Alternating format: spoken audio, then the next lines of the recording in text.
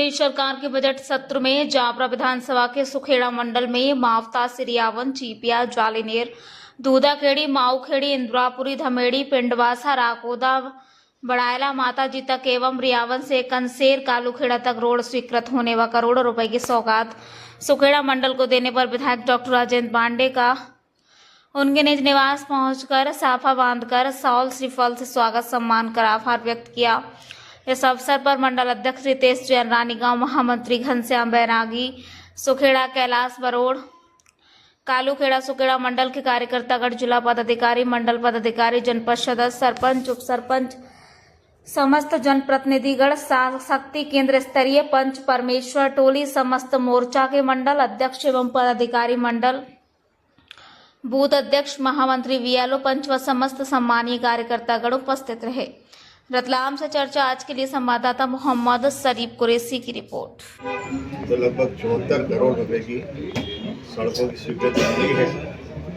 लेकिन इस स्वीकृति के साथ में बजट में सम्मिलित होने के साथ भिन्न भिन्न सड़कें हैं, लेकिन इसमें महत्वपूर्ण यह हुआ है कि हमारे जावरा विधानसभा क्षेत्र का एक छोर का अंतिम गांव मावता जो राजस्थान सीमा से लगा है और राजस्थान के मध्य प्रदेश से कनेक्टिविटी पूर्व में विगत वर्षों में हमने कालूखेड़ा से लेकर के गोली हनुमानजी तक और उसके बाद पुनः उसको अनेक कार्य योजनाओं में लेकर के रिंग रोड और हाटपीपलिया तक जुड़वा रखा। अब महत्वपूर्ण इसलिए हुआ कि ये सीधे जिला मुख्यालय फौज मार्ग के रूप में मावता से रियावन होकर, चीपिया होकर, दूधाखेड़ी, माऊखेड़ी होकर और फिर इंद्रापुरी, धामेड़ी और पिंडवासा से राकोदा से माताजी बड़ायला तो सीधे सेलाना से फिर रतलाम पहुंचने का ये जिला मुख्यालय का अत्यंत महत्वपूर्ण भाग जो पूरे पिपलोदा ब्लॉक के साथ साथ में राजस्थान के लोगों के लिए भी एक जीवन रेखा के रूप में काम आएगा और ये महत्वपूर्ण आवागमन का सिद्ध होगा और इसकी निश्चित रूप से पूरे क्षेत्र में बहुत बहुत प्रसन्नता